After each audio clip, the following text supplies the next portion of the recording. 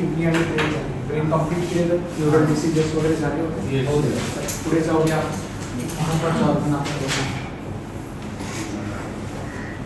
महत्वाचं आहे, यावर क्वेश्चन येतात म्हणजे येतातच.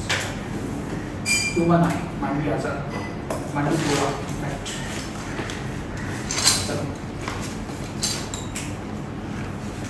डोळ्याची आपण रफ डायग्राम घालूया, हे डोळा आपल्याला व्यवस्थित कळेल.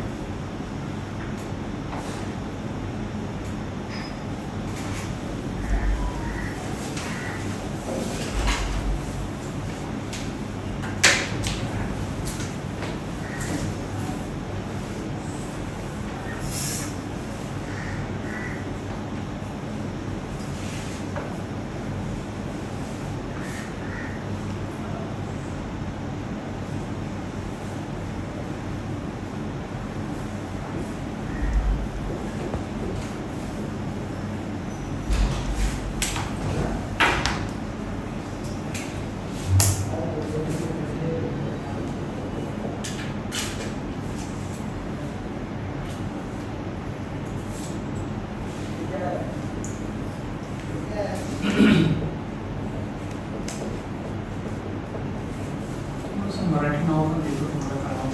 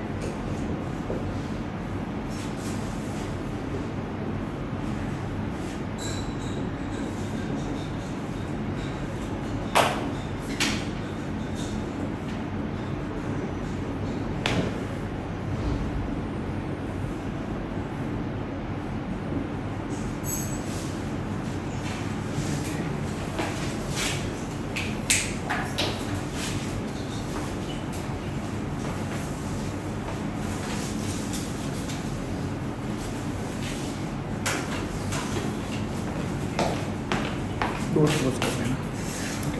थँक्यू.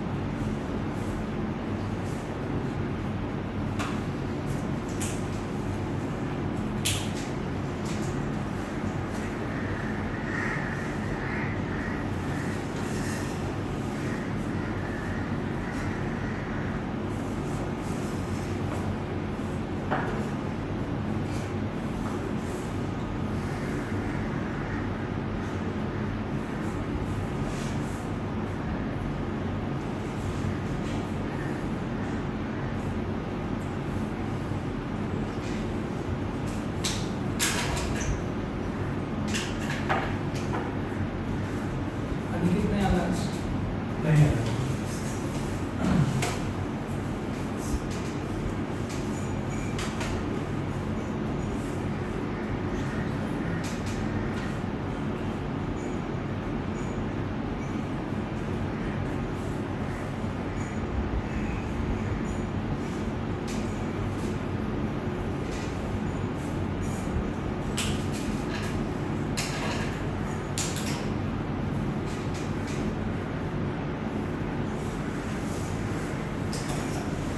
ओके ना? पण डोळ्याची रचना बघतोय आता. Structure of I. सुरुवात इथून करूया की आपल्या डोळ्यामध्ये कोणते पार्ट्स असतात हे आपण बघतो कसं. तिथून सुरुवात करूया. बघा, डोळ्याची आपण एक डायग्राम काढलेली आहे. हा डोळ्याचा विजिबल पार्ट आहे समोरचा. तुम्हाला माहिती आहे आपल्या डोळ्यामध्ये जो पांढऱ्या रंगाचा भाग असतो व्हाईट कलरचा, त्याला काय म्हणतात? तो बघायला मदत करत नाही ना, तो बॅकग्राऊंड आहे फक्त. तर आपल्या डोळ्याच्या मध्ये तो जो व्हाईट कलरचा पार्ट आहे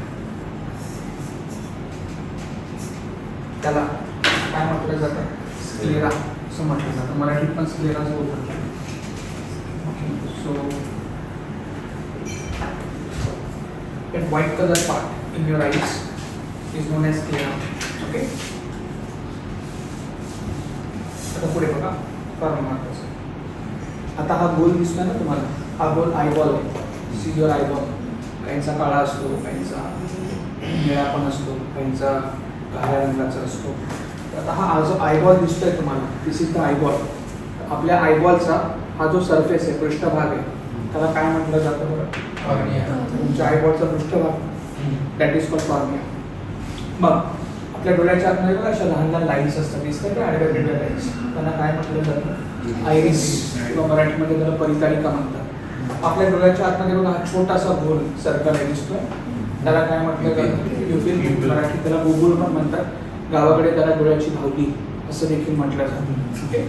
आणि त्यानंतर मग very important, this is the front visible डोळा. आता याच्या मागे पाहू नाही शकत.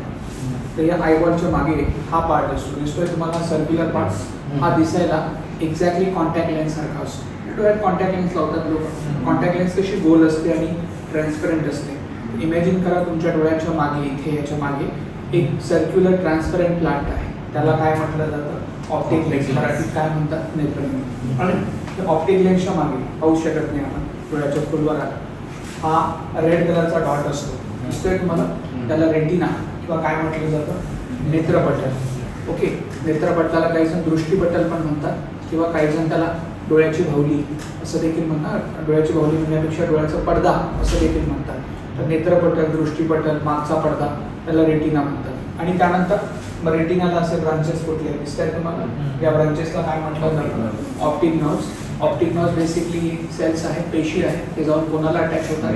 ब्रेनला. आम्ही मागच्या लेक्चरला सांगितलं ब्रेनकडून सगळ्या ऑर्गन्सकडे एक सेल्सचं जाळं पसरलेलं आहे, त्याला ऑप्टिक नर्व्स म्हणतात. आय रिपीट, हा समोरचा डोळा आयबॉल.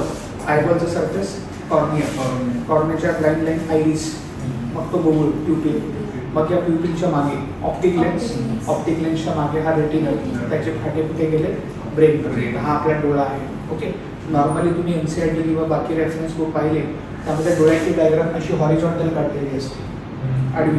मग तिथे कळत नाही नक्की काय आहे ते, म्हणून मी मुद्दाम डायग्राम व्हर्टिकल काढली, म्हणजे डोळा कसा आहे ते आपल्याला कळतं. आता आपण सुरुवातीतून करूया की बघण्याची प्रक्रिया कशी होते. How do we see? आपल्या डोळ्यामध्ये प्रकाश किंवा प्रतिमा कशी निर्माण होते. तर आता मी तुम्हाला दिसतोय, तर माझी जी इमेज आहे, प्रतिमा आहे, ती तुमच्या डोळ्याच्या कॉर्नियावर पडते. कॉर्निया म्हणजे तो सरफेस. कॉर्नियामधून माझी जी इमेज आहे ती या प्युपिलमध्ये जाते, बुबुळामध्ये. प्युपिल माझ्या इमेजला कुठे फोकस करतो? ऑप्टिक लेन्सवर. ऑप्टिक लेन्स ट्रान्सपरंट असते, पारदर्शक. ऑप्टिक लेन्स माझ्या प्रतिमेला, इमेजला कुठे फोकस करते? तर माझी ॲक्च्युअल इमेज कुठे फॉर्म होते आहे? रेटिना. हा फार मोठा गैरसमज आहे की ह्या डोळ्याने दिसतं. या डोळ्याने दिसत नाही. या डोळ्याने फक्त लाईट किंवा इमेज, प्रकाश किंवा प्रतिमा कुठे जाते? आतमध्ये. तर जे काय आत जातं ते शेवटी जाऊन कुठे पडतं? रेटिना. आता रेटिनामध्ये हे सेल्स आहेत ना ऑप्टिक नर्व्स, ते त्या इमेज लाईटला कुठे घेऊन जातात? ब्रेनमध्ये. आणि अशा प्रकारे हा डोळा फक्त इमेज कॅप्चर करतो आणि मग तो कोणाला पाठवतो? ब्रेन. आणि हे स्प्लिट सेकंडमध्ये होतं की हा ओळखीचा आहे, हा ओळखीचा नाही आहे, त्याला ही रिॲक्शन द्यायची, त्याला ही रिॲक्शन द्यायची. तर अशा प्रकारे तुमच्या डोळ्यामध्ये सर्वात महत्त्वाचा पार्ट कोणता आहे? रेटिना. खाली लिहायचं, फार महत्त्वाचं. More than 80%, more than 80% of the knowledge, more than 80% of the knowledge of the world is obtained through eyes, is obtained through eyes. त्यातच पुढे घ्यायचं retina. Retina is the most important part. Retina is the most important part in human eye.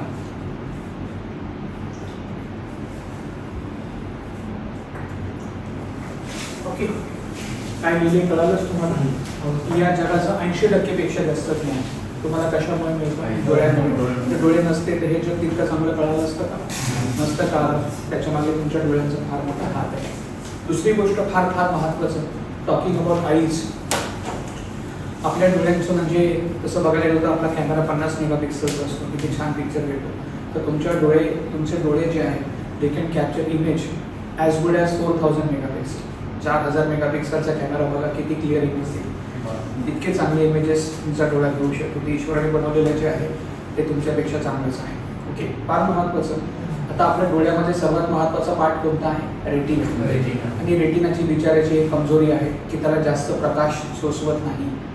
बघा ना, रात्री कोणी गाडीचे headlight डोळ्यावर मारते नाही पाहू जात, किंवा दिवसा तुम्ही सूर्याकडे नाही पाहू शकत. सपोज दिवसा तुम्ही सूर्याकडे 5 सेकंद पाहिलं तर काय होईल? थोडं कमी पाहूया, 10 सेकंद, थोडं अजून कमी, अर्धा तास. काय होईल आता? You will be blank out. पहिली गोष्ट तर फार प्रकाशाकडे पाहायला लागले की डोळ्यासमोर असे मुंगे मुंगे येतात. मग अर्ध्या 5 मिनिटं पाहिलं तर पूर्ण अंधारीच येईल, आपण आंधळे होऊ. कारण तो प्रकाश जेव्हा कशावर हिट होणार आहे, रेटिना डॅमेज होऊन जाईल. तर तुम्हाला माहिती आहे, फार जास्त प्रकाशाकडे तुम्ही पाहिलं की तुमच्या डोळ्यासमोर अशी पॅटर्न क्रिएट होतात. असे डॉट्स, चौकोन, त्रिकोण येतात ना. असं काय म्हणतात त्याला? त्या पॅटर्न्सला काय म्हणतात? हां, तुम्ही म्हणता डोळ्यासमोर मुंगे आल्या, म्हणजे कुठून येणार? डोळ्यात बरोबर येतं नाही. ते बोलतात ते छान दिखा तुम्हाला सांगण्यात आणखी ते मोदीजी दाखवत आहे जनतेला. त्यांना काय म्हटलं जातं? फ्लोटर्स म्हटलं जातं. सो पुढे लिहू शकता the patterns formed, the patterns formed in front of the eyes, in front of the eyes are called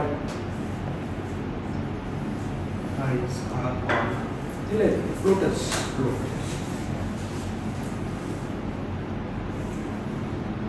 तुमच्या डोळ्यासमोर पॅटर्न येत असतील असे, कधी आकाशाकडे पाहिलं, तीव्र प्रकाशाकडे पाहिलं, तर फ्लोटर्स याची 2 कारणं असतात. Either you are looking at a very intense light, like tube light, headlight, the sun, etc. Or second, the reason for pattern is very important. Your eyes are tired. तुमच्या डोळ्यांना थकवा आलाय, 3 तास झाले तुम्ही इंस्टाग्राम बघत होते, थोडं बंद करा. Okay, so either fatigue or looking at intense light, that is the major cause of floaters. हे लक्षात ठेवायचं. ओके, तर थोडंसं डोळ्याला रेस्ट द्यायचं. तुमचे डोळे थकले तर त्यांना रेस्ट कशी द्यायची? काकडी ठेवायची.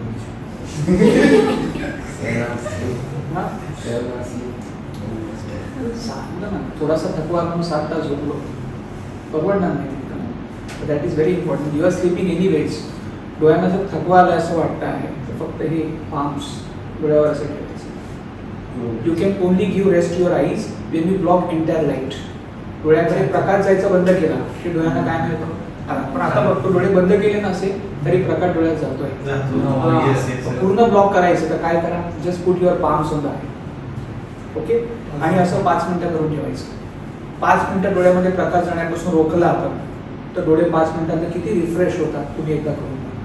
दिस is something which is suggested by the ऑप्थॅल्मॉलॉजिस्ट.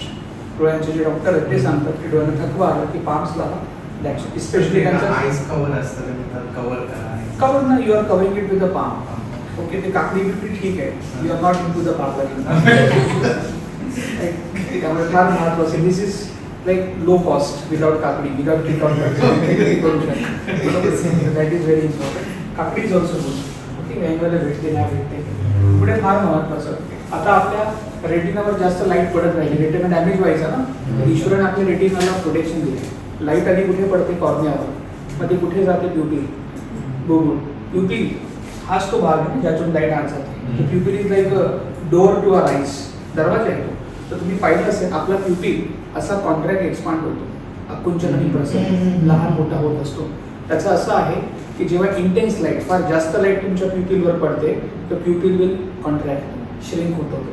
आणि तो कॉन्ट्रॅक्ट श्रिंक झाल्यामुळे जास्त लाईट कुठे जात नाही रेटिनाकडे, अँड रेटिना इज प्रोटेक्टेड.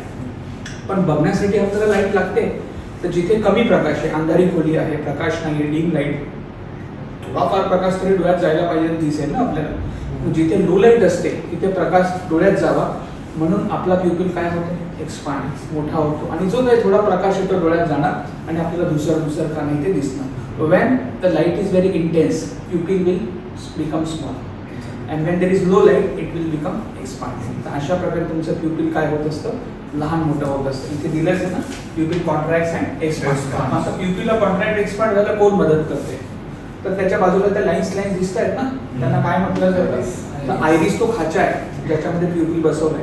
तर आयरिस दाबून प्युपिलला लहान करतात आणि खेचून मोठा करतात. तर pupil will be it will be shrinked and expanded with those lines known as iris. आयरिसच त्याला लहान करतात आणि खेचून मोठा करतात. आयरिसचं हे पण काम आहे, iris also provide colour of your eyes. तुमच्या डोळ्यांचा रंग वेगळा असतो ना प्रत्येकाचा, काहींचे काळे, काहींचे निळे, काहींचे हिरवे, घारे. तर आपल्या डोळ्यांचा रंग पण आयरिस परितारिका डिटॅचमेंट करतात. तर हा आयरिसचा रिजन ज्या रंगाचा असेल तुमच्या डोळ्याचा रंग पण तोच असतो, हे लक्षात ठेवायचं. ओके, तर अशा प्रकारे बघायची क्रिया कशी होते कळाली आहे तुम्हाला. हे कळालं की आपल्या डोळ्याचा सर्वात महत्त्वाचा पार्ट कोणता आहे, रेटिना. आता आपण डोळ्यांचे काही आजार बघणार आहोत. तर खाली लिहा ऑप्टिकल डिसीजेस, डोळ्यांचे आजार, ऑप्टिकल डिसीजेस.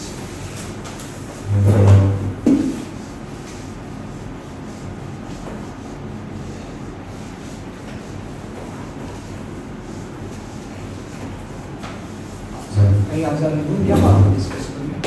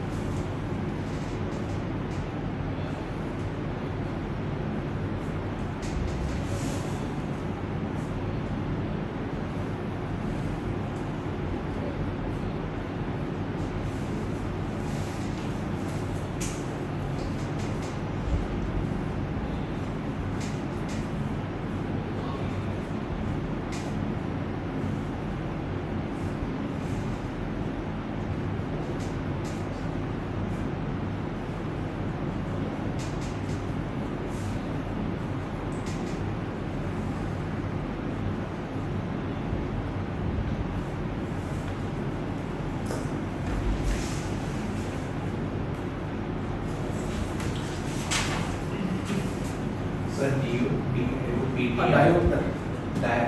हां, त्याचं ते सिम्बॉल आहे डी. हां, मराठीत पण डायोप्टरच होतं.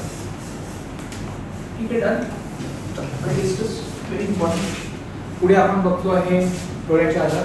पहिला आजार कोणते वाचू शकता? It's called myopia. मराठीत काय म्हणतात त्याला? हा आजार, या आजाराचे बरेच पेशंट या रूममध्ये आहेत, मायसेल्फ इन्क्लुडेड. मला हा आजार झाला आहे, तुम्हाला हा आजार झाला आहे, तुम्हाला झाला आहे. तुम्ही जर चष्मा काढला दोघांनी तर तुम्हाला जवळचं चांगलं दिसतं, पण लांबचं दिसत नाही. काय दिलेलं आहे इथे? म्हणजे लांबची दृष्टी जी आहे ती कमजोर, म्हणजे लांबचं नीट दिसत नाही. मग तुम्हाला असं का झालं? तुम्हाला लांबचं नीट का दिसत नाही? तर तुम्ही लहानपणी जो जास्त अभ्यास केला होता त्यामुळे हा तुमचा जो आयबॉल आहे, एरवी आपला आयबॉल असा सर्क्युलर असतो, मस्तपैकी गोल असतो, पण डोळ्यावर जास्त अत्याचार झाल्यामुळे तुमचा जो आयबॉल आहे तो एक्झॅक्टली सर्कल राहिलेला नाही आहे, तो असा बाजूने फुगलेला आहे. Can you see? It has become elongated. दिसतोय आयबॉल काय झालाय? असा बाजूने फुगलेला आहे. तर आयबॉल गोल राहिला नाही, बाजूने फुगला आहे. आणि आयबॉल एलॉंगेटेड फुगल्यामुळे जेव्हा लाईट तुमच्या डोळ्यामध्ये जाते त्या हिशोबाने लाईट किंवा इमेज कशावर फॉर्म व्हायला पाहिजे? रेटिनावर. तर तुमचा डोळा बाजूने फुगल्यामुळे लाईट इमेज आतमध्ये जाते, पण ती लाईट किंवा इमेज रेटिनावर फॉर्म न होता रेटिनाच्या अलीकडे फॉर्म होते. म्हणजे सपोज हा वरती हा प्रोजेक्टर लावले, तुम्ही बोर्डवर फोकस केला तर छान दिसेल ना, हा बोर्ड रेटिना आहे. तर समजा इथे असं होत आहे की तुमचा प्रोजेक्टर बोर्डवर नाही, बोर्डाच्या खाली ते भिंतीवर फोकस्ड आहे. ते इमेज रेटिनाच्या पहिलेच फॉर्म होते, तयार होते, त्यामुळे जवळचं चांगलं दिसतंय पण लांबचं नीट दिसत नाही. मग याच्यावर उपाय काय? चष्मा. चष्म्यात काय लावतात? काच.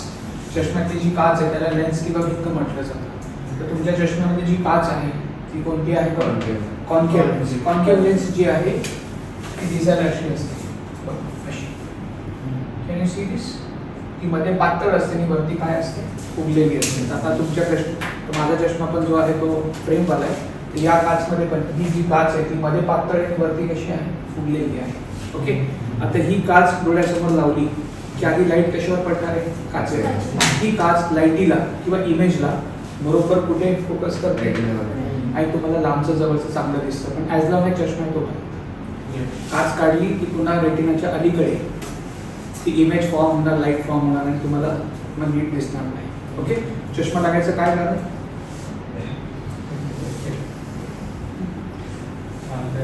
2-3 कारण आहेत. पहिलं कारण आहे ते म्हणजे हॅव्हिंग हाय स्क्रीन टाईम. स्क्रीन टाईम जास्त आहे, टी व्ही, मोबाईल, PC जास्त बघत नाही, त्यामुळे होतो. दुसरं कारण आहे चष्मा लागायचं ते म्हणजे very important, reading in low light. कमी प्रकाशामध्ये वाचन करणं, डोळ्यावर ताण येतो. आणि तिसरं आहे not eating sufficient vitamin A. Vitamin A कशात असतं तुम्हाला माहितीच आहे, गाजर आहे, त्यानंतर हिरव्या भाज्या आहेत. तर तुम्ही आता त्यापैकी काय केलं ते तुम्हाला माहिती, त्यामुळे तुम्हाला चष्मा लागला. अभ्यास करून चष्मा लागलेली शेवटची व्यक्ती डॉक्टर बाबासाहेब आंबेडकर होते. त्याच्यामध्ये तुम्हाला त्यांची जयंती आहे, बरोबर? That is it. पुढे फार महत्त्वाचं, तुम्ही म्हातारे होता, त्यांनी cross 40s and 50s, specially 50s 60s, तर वृद्ध लोकांना होणारा आजार, मध्यमवयीन लोकांना होणारा आजार हा आहे. काय आहे? Presbyopia, also known as hypermetropia. हा आजार तुमचे आजी आजोबा, मम्मी पप्पांना झालाय बघा. त्यांना जवळचं नीट दिसत नाही, पण त्यांना लांबचं नीट दिसतं. या आजारामध्ये उलटं होतं. त्याच्यामध्ये काय दिलेलं आहे? Weak near. जवळचं नीट दिसत नाही, लांबचं नीट दिसतं. बघा मम्मी पप्पा आजी आजोबांना चष्मा असेल तर त्यांना काही चालायचं आहे, वाचायचं आहे, चष्मा लागतो. लांबचं काय बघायचं ते चष्मा लागत. या आजारामध्ये उलटं होतं. या आजारामध्ये काय होतं की वय वाढल्यामुळे तो जो आयबॉल आहे ना आपला, तो गोल न राहता एखाद्या पपईसारखा होतो. दिसतोय तुम्हाला? वरती असा नॅरो आणि बाजूने थोडासा फुगतो. आता आयबॉलचा शेप असा झाल्यामुळे, एक्झॅक्ट गोल नसल्यामुळे लाईट किंवा इमेज आत जाते. ती हिशोबाने कुठे फॉर्म व्हायला पाहिजे? रेटिनावर. तर या लोकांची इमेज रेटिना नाही, रेटिनाच्या पलीकडे फॉर्म होते. कुठे फॉर्म होते? पलीकडे. म्हणजे जसं हा प्रोजेक्टर बोर्डवर नाही, वरती भिंतीवर फोकस केला, कसं दिसेल तसं. मग या लोकांना ज्यांना हा आजार आहे प्रेस्बायोपिया, त्यांना लांबचं नीट दिसतं पण जवळचं नीट दिसत. आणि याच्यावर उपाय काय? चष्मा. चष्मामध्ये काच भिंग लावतात. त्यांच्यामध्ये जी भिंग किंवा लेन्स असते ती कोणती असते? Convex lens. कॉन्व्हेक्स लेन्स दिसायला अशी असते. दिसते तुम्हाला? ती वरती आणि खाली, वरती खाली निमुळती, नॅरो असते आणि मध्ये फुगलेली असते. आणि हा चष्मा ही काच डोळ्यासमोर लावली की बरोबर लाईट किंवा इमेज कशावर फोकस होत आहे आणि त्यांना जवळचं चांगलं दिसतं. तर अशा प्रकारे वरच्या आजारामध्ये कॉन्केव्ह लेन्स आणि खालच्या आजारामध्ये कॉन्व्हेक्स लेन्स दिली जाते. आता एक तिसरा आजार पण आहे, तो कोणता आहे बरं? अस्टिगमॅटिझम. तर त्याच्यापूर्वी मला इथे अजूनही एक्सप्लेनेशन द्यावं असं वाटतं. या आजाराला 2 नावं दिली आहेत. 2 का?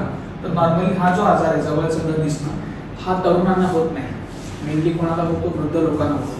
तर हा आजार ओल्ड पीपल, वृद्ध लोकांना झाला तर त्याला प्रेसबायोपिया म्हणतात. परंतु 1% चान्स आहे कधी कधी तरुणांना पण हा आजार होतो, जवळचं दिसत नाही.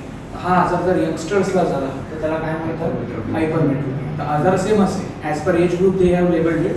For youngsters it is called hypermetropia and for old people it is called presbyopia. असं त्याचं नाव 2 ठेवलेलं आहे.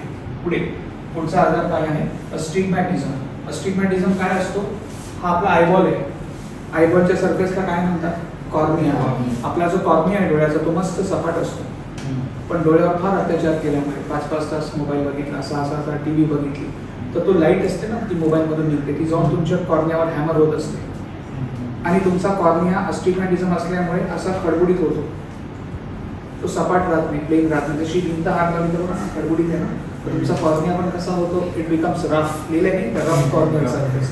आणि त्यामुळे काय होतं की तुमचा कॉर्निया सपाट न राहिल्यामुळे, खडबडीत झाल्याने जेव्हा लाईट आत जाते, इमेज डोळ्याच्या आत जाते, तर ती रेटिनॉल फॉर्म न होता थोडीशी रेटिनाच्या अलीकडे फॉर्म होते आणि थोडीशी पलीकडे पण फॉर्म होते.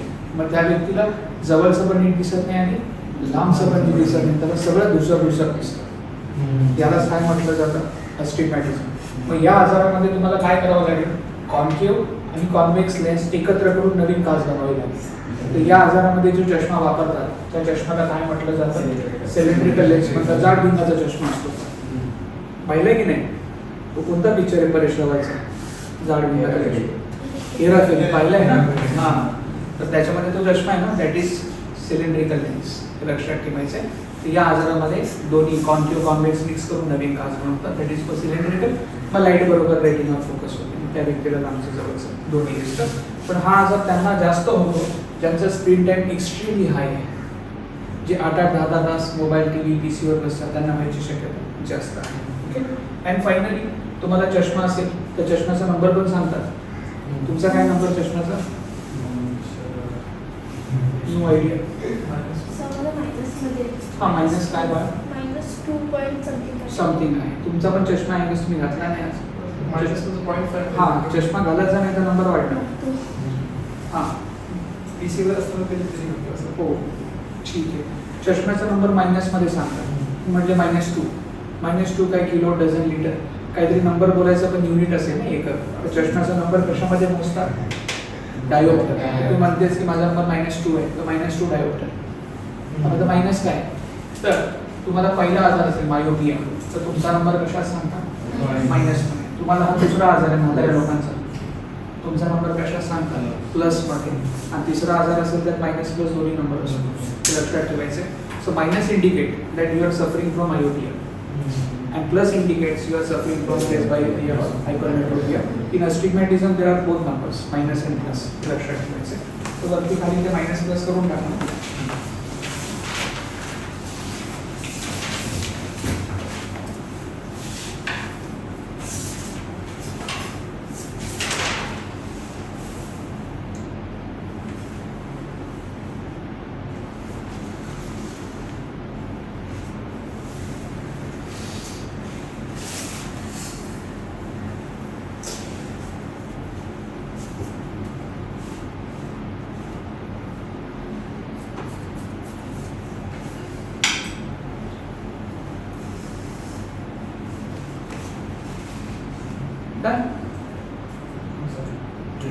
आता ज्याला चष्मा आहे पण चष्मा नको आहे, चष्मा काढून टाकायचा आहे, तर काय करायचं मग? ऑपरेशन लेन्स विदाउट ऑपरेशन काढता येतो का चष्मा? Lens contact lens. आता नीट आहे, कोणी लावले कॉन्टॅक्ट लेन्स? आता काय नाही लावत? प्रॉब्लेम होतो डोळ्यांमध्ये, रॅशेस वगैरे येतात. कॉन्टॅक्ट लेन्स का लावावं, का लावू नये? पहिली गोष्ट, तुम्ही जर चष्मा लावून कंटाळा आलाय, कॉन्टॅक्ट लेन्स लावता, तर कॉन्टॅक्ट लेन्स एक प्रकारची प्लास्टिकची शीट असते जी तुम्ही डोळ्यावर लावता. आता कॉन्टॅक्ट लेन्स डोळ्यावर तुम्ही किती तास लावू शकता? 8 तास. काय होतं 8 तासाच्या वर कॉन्टॅक्ट लेन्स लावल्यानंतर तुमची कॉन्टॅक्ट लेन्स हार्ड होते, त्याच्यामधलं जे मॉइश्चर असतं ते निघून जातं आणि त्यामुळे कॉन्टॅक्ट लेन्स हार्ड झाल्यामुळे ते तुमच्या कॉर्नियाला अशी पकडून बसते. आता तुम्ही कॉर्नियावर ॲशेस येतात, डोळे खाजवतात, वर्स्ट केस फॉगिंग होऊ शकतं डोळ्यावर. त्यामुळे 8 तासाच्या वर कॉन्टॅक्ट लेन्स लावू नये. ओके, 8 तासाच्या वर लावायचे तर मग 2 पेअर कॅरी करायचे, एक काढली मग दुसरी लावली. बरोबर. आता मुद्दा हा आहे की कॉन्टॅक्ट लेन्स शक्यतो वापरू नका. त्याचं कारण काय सांगतो की आपल्या पूर्ण बॉडीमध्ये जितके पण ऑर्गन्स आहेत त्यांना काम करायला ऑक्सिजन लागतं. किडनी, लिव्हर, आपल्या बॉडीमध्ये ऑक्सिजन कसं जातं? आपण ऑक्सिजन घेतो, मग तो ऑक्सिजन लंग्समध्ये जातो. लंग्समध्ये ब्लड असतं, त्या ब्लडमध्ये ऑक्सिजन मिक्स होतं. मग ते ऑक्सिजनेटेड ब्लड कुठे येतं? हार्टकडे. आणि हार्ट ते ऑक्सिजनेटेड ब्लड कुठे पाठवतो? बॉडीकडे. जो ऑक्सिजन तुम्ही घेता तो रक्तात मिक्स होतो आणि बाहेर लंग आणि हार्ट कुठे जातो? बॉडीकडे. सगळ्या बॉडी पार्ट्सला ऑक्सिजन कशाच्या थ्रू मिळतं? ब्लडच्या through. There is only part in human body which takes oxygen live from the atmosphere. त्याला रक्तातून ऑक्सिजन मिळत नाही. तो बॉडी पार्ट आहे कॉर्निया. कोणता आहे? कॉर्निया. तुमच्या बॉडीमध्ये एकच पार्ट आहे ज्याला रक्तातून ऑक्सिजन मिळत नाही, तो डायरेक्टली हवेमधलं ऑक्सिजन घेतो. तो कोणता आहे? कॉर्निया. पण जेव्हा तुम्ही डोळ्यावर कॉन्टॅक्ट लेन्स लावता you are blocking the oxygen for cornea आणि मग त्यामुळे कॉर्निया लॉंग टर्ममध्ये काय होऊ शकतो? खराब होऊ शकतो. 8 तास इज फाईन, पण 8 तासाच्या वरती जर तुम्ही कॉन्टॅक्ट लेन्स वापरताय it is not good for your cornea. आले लक्षात आपल्या? कधीतरी काही लग्न समारंभ आहे काय त्या ठिकाणी वापरा, पण दरवेळेला काही वापरायची गरज नाही. पण मग तुम्हाला कॉन्टॅक्ट लेन्स नाही वापरायचे, ऑपरेशन करू शकता. काय करता ऑपरेशन? काय नाव? तर ते लेझर ऑपरेशन. ओके, ठीक. चला ऑपरेशन बद्दल आपण बोलूया. तर एकदा आता यूज केलेली कॉन्टॅक्ट लेन्स परत यूज 2 प्रकारच्या कॉन्टॅक्ट लेन्स येतात. एक असतं daily disposable, use and throw. त्याच्यामध्ये 1 महिन्याचे पेअर येतात तुम्हाला, आज वापरा आणि फेकून द्या.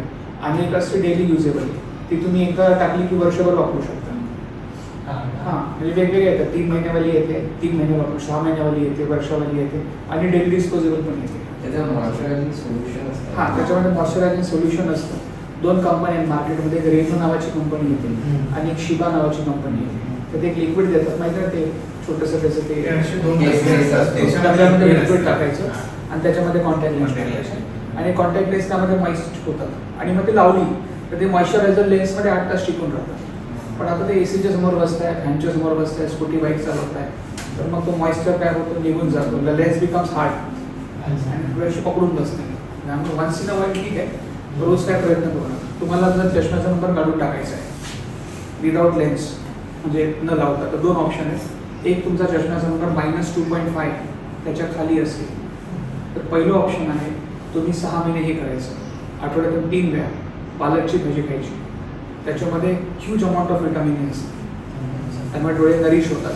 आणि दुसरं, कोणालाही हानी न पोचवता 6 महिने रोज 1 ते 1.5 मिनटं शीर्षासन करायचं.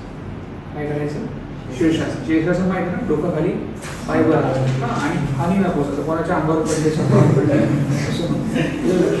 आणि आधी 30 सेकंद 40 सेकंद असं वाढवत 1.5-2 मिनटं जायचं. शीर्षासन करताना पूर्ण ब्लड सप्लाय कुठे होतो? डोक्याकडे, डोळ्यासमोर, आणि त्यामुळे तुमचा डोळा रिकवर होऊ शकतो. त्याचा जो शेप चेंज झालेला ना तो पुन्हा रिगेन होऊ शकतो, पुन्हा बरा होऊ शकतो. तर -2.5च्या खालचा नंबर शीर्षासन आणि पालक विटॅमिन एचे डोस घेऊन बरा होऊ शकतो. पण -2.5च्या वरचा नंबर आहे किंवा मग तुम्हाला नाहीच खायचे पालकची भाजी, शीर्षासन नाहीच करायचं आहे, कंटाळा येतो आहे, मग काय करता येईल? तर पुढचा पॉईंट घेऊ शकता.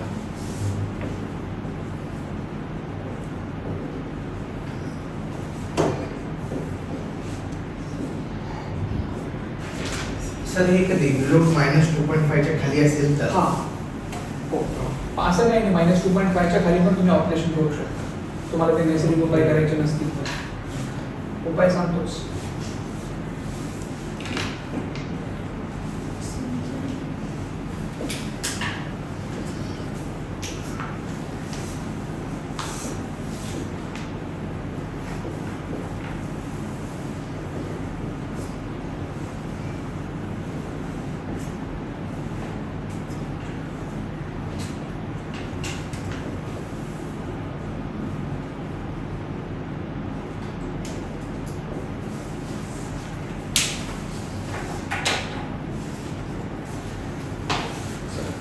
तुमचं नाव लिहा, सगळं डिस्कस करूया. परीक्षेत आलेला प्रश्न आहे आपला.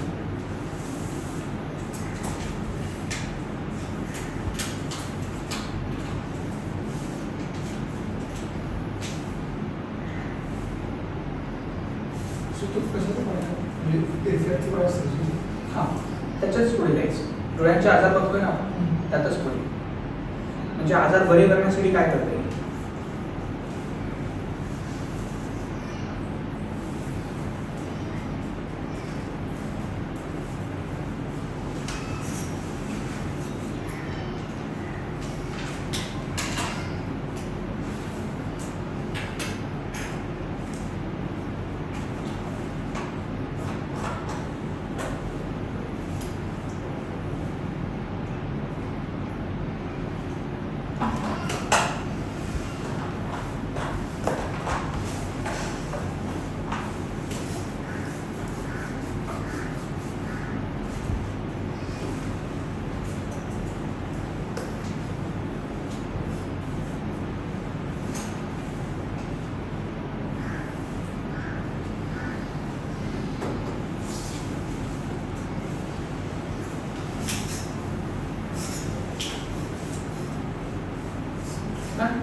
तुम्हाला चष्म्याचा नंबर आहे, चष्मा काढायचा तर ते ऑपरेशन करतो. काय नाव ऑपरेशनचं? LASIK operation. लेसिक ऑपरेशनमध्ये चष्म्याचा नंबर काय पण असो, -0.5 असो, नाही तर -2.5 असो, नाही तर -7, -8, अप टू -7 पर्यंतचा नंबर तुम्ही 0 राहू शकता. इतका मोठा नंबर. त्यामध्ये काय करतात, तर हे ऑपरेशन करायचं असेल लेसिक, तुम्ही 3 अटींची पूर्तता करावी लागते. To fulfil 3 conditions. नंबर 1, तुम्ही 18 वर्ष पूर्ण असाल. नंबर 2, मागील 1 वर्षामध्ये तुमच्या चष्म्याचा नंबर स्टेबल असावा, म्हणजे जास्त वर खाली होता का. एखाद्याचं -2 असेल तर -2.5 होऊ शकतो, पण -2चा डायरेक्ट -5 झाला म्हणजे युअर नॉट एलिजिबल. तर चष्म्याचा नंबर मागील 2 वर्षामध्ये 1 वर्षामध्ये काय असावं? स्टेबल असावं. सर तो नंबर कसा असतो म्हणजे 0 to 2 0 पासून, 0 तर नंबर नाहीच आहे. हां. -0.1 -0.1 पासून अप टू -10 पर्यंत नंबर असू शकतो. सर Normally पण एज पर्यंत नंबर वाढत जातो असं डॉक्टर बोलतात. काय म्हणताय? 21 वर्षापर्यंत नंबर वाढतो. आपण तेच म्हणतोय ना. नाही 18 वर्षापर्यंत वाढतो. 18 वर्षी तुमच्या शरीराची 21 म्हणजे कारण आता 21 पर्यंत वाढण्याची शक्यता का आहे? कारण आजकालची लहान मुलं 21 वर्षाची मुलं आहेत, त्यांचं स्क्रीन टाइम जास्त आहे. 21 नंतर काम धंदा लागतं, त्यामुळे थोडासा मोबाईल कमी बघतात. ओके, तर त्यामुळे 21 वर्षापर्यंत जे आहे स्क्रीन टाइम आपला काय असतो, जरा जास्त असतो, हे लक्षात ठेवायचं आहे. आता मुद्दा काय, जास्त जरी असला नंबर तरी पॉईंटमध्ये वाढत असतो, जास्त वाढत नाही. आता सपोज 3 अटींची पूर्तता, एक तर तुमचं वय 18 वर्ष असावं, दुसरं मागील वर्षभरात तुमचा नंबर बऱ्यापैकी स्टेबल असावा, थोडाफार तर वर खाली होणार. तिसरी सोपी अट आहे, टू शुड हॅव मनी, पैसे असतात. तुम्ही लेसिक करू शकता. लेसिकमध्ये काय करतात, डॉक्टरकडे जायचं, चष्म्याचा नंबर बघतो, तो सांगतो या दिवशी तुला लेसिक करतो. LASIK operation is a bloodless sutureless surgery. कुठेही तुम्हाला ॲडमिट व्हावं लागत नाही, कुठे चिअरफाट टाके बिके पडत नाही. सकाळी 10 वाजता लेसिक करायचं, दुपारी 12 वाजता घरी जायचं, दुसऱ्या दिवशी कामाला, कॉलेजला, अभ्यासाला जायचं. ॲडमिट व्हावं लागत नाही, टाके लागत नाही, कुठेही बेड रेस्ट घ्यावी लागत नाही. 10 वाजता जायचं, डॉक्टर बसवतो, चहा वगैरे विचारतो आणि मग तुम्हाला ऑपरेशन थिएटरमध्ये घेऊन जातो. मग बेडवर झोपवतो. बेडवर झोपवल्यानंतर वरतून एक मशीन तुमच्या डोळ्यावर आणतात, त्या मशीनीला म्हणतात लेसिक मशीन. आता त्या मशिनीमधून स्पेशल रेज, किरण तुमच्या डोळ्यावर हिट केले जातात, मारले जातात. त्या किरणांना रेज म्हटलं जातं, लेझर रेज. काय म्हटलं जातं? लेझर किरण. लेझरचा फुल फॉर्म वाचून टाका.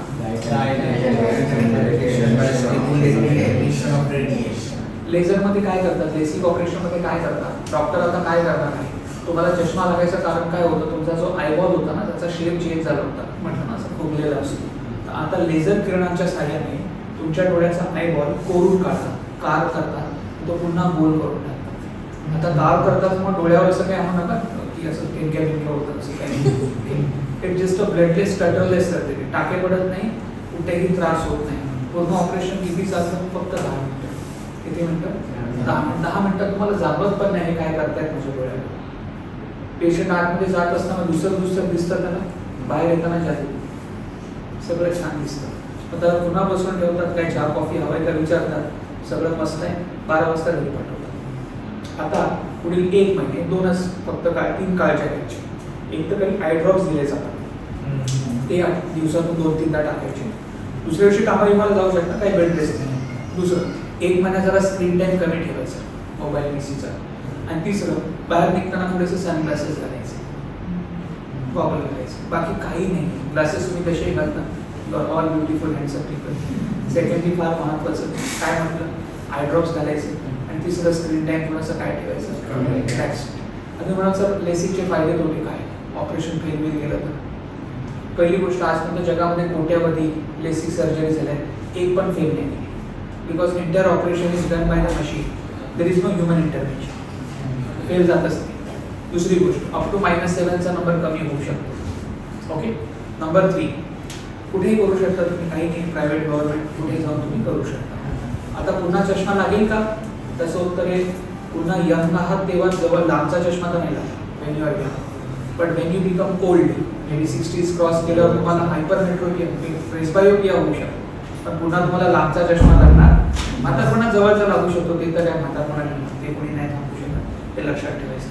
मग तुम्ही म्हणाल सर MPC UPSCला चालतं का, तर LASIK surgery is fully allowed in UPSC आणि MPSC. माझे किमान 2 IPS विद्यार्थी आहेत, किमान 8 IAS विद्यार्थी आहेत, 3 PSI आहेत जे लेसिक करून अधिकारी झालेले आहेत. तर मेडिकलमध्ये LASIK operation is fully accepted. फक्त लेसिक एका ठिकाणी चालत नाही, दॅट इज आर्म फोर्सेस. तर तुम्ही आर्मी नेव्ही एअरफोर्समध्ये जायचा प्रयत्न करता, तिथे लेसिक अलाउड नाही. पण बाकी जितके सिव्हिल सर्व्हिसेस आहेत तिथे लेसिक MPSC UPSC मध्ये फुल्ली अलाउड आहे, इन्क्लुडिंग PSI, DYSP आणि IPS. त्यामुळे लेसिक ज्यांना करायचं ते करा. It's not compulsory. कंपल्सरी नाही. If you are not happy with the glasses then you can go for LASIK. आता दुसरं सांगतो, लेसिकची only downside is what, की LASIK operation is slightly costly. Slightly, again cost depends upon a person. A good surgeon will take you 20,000 rupees per eye. एका डोळ्याची किती घेतो, 20,000. म्हणजे दोन्ही डोळ्यांची किती, 40,000. म्हणाल तर 40,000 रुपये जरा इज इट वर्थ इट. 2 डोळ्याचे 40,000. मी म्हणतो इट इज वर्थ इट. का सांगतो तुम्हाला, कारण जे चष्मे घालतात त्यांना विचारात काय त्रास होतो. पहिली गोष्ट तर लोकल ट्रेनमध्ये ट्रॅव्हल करतात, सांभाळावं आणि ते बरोबर आपल्याला ज्याची हाईट नाही तो तर दबला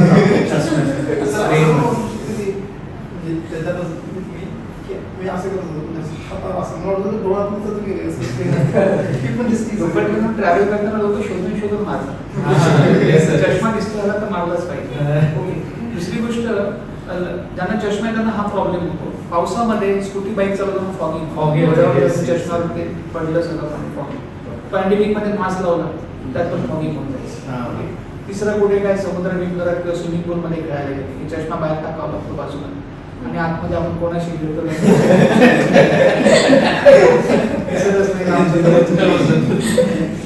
बरोबर. शेवटचं फार महत्वाचं आहे, तुम्ही एक चांगला चष्मा बनवला, चांगला चष्मा, it can cost you 3,000 to 4,000 rupees. त्याची ती फ्रेम अँड काच 3-4 हजार रुपये चांगले लागतात. असं तुम्ही लाईफमध्ये किती चष्मे बनवा, ते 40,000च्या वरच आहे त्याची कॉस्ट, राईट. मग तुम्ही ते 1 टाइम स्पेंड करता. आणि बऱ्याच वेळेला नवीन चष्मा आपण बनवून आणतो 4,000 सोप्यावर ठेवतो, ते शेजारच्या टाकून बसतात त्याच्यावर चष्मा शूट होतो. असंही झालं आहे तुमच्यासोबत. फार महत्त्वाचं, इट इज वर्थ इट. आता तुम्हाला जर कॉस्टचा इश्यू आहे बेसिकचा, त्याच्यावर पण मी उपाय देऊ शकतो. बायकड्याला जा, बायकड्याला JJ हॉस्पिटल आहे, JJ हॉस्पिटल बायकडा, तिथे दोन्ही डोळ्यांचा लेसिक मिळून फक्त 10,000 रुपयामध्ये करून होतायचा.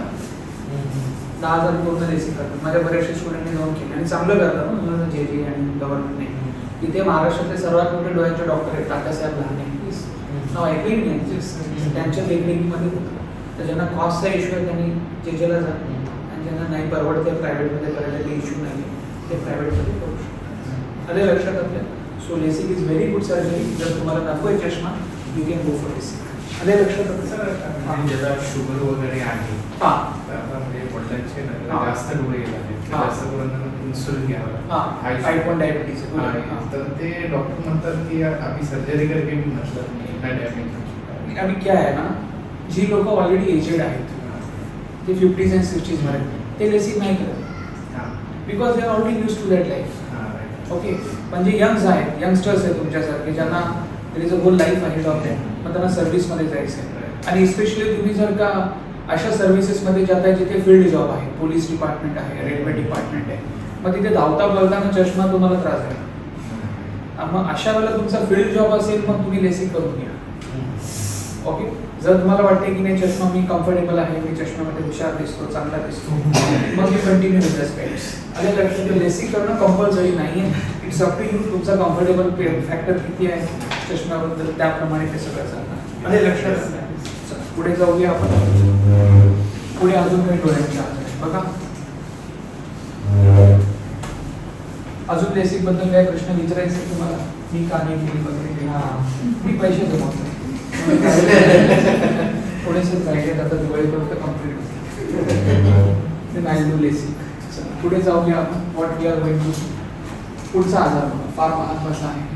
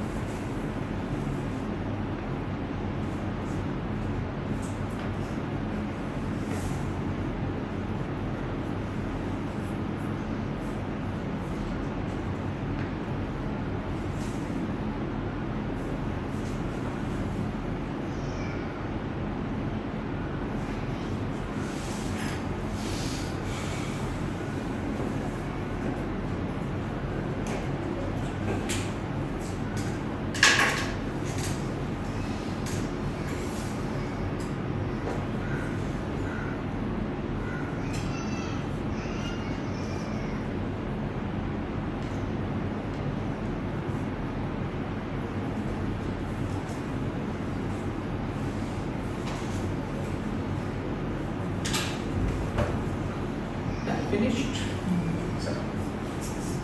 पुढे जाऊया. पुढचा आजार तुम्ही पाहू शकता. कोणता आहे तो? त्याला कसं प्रनाउन्स करायचं? Glaucoma. Glaucoma.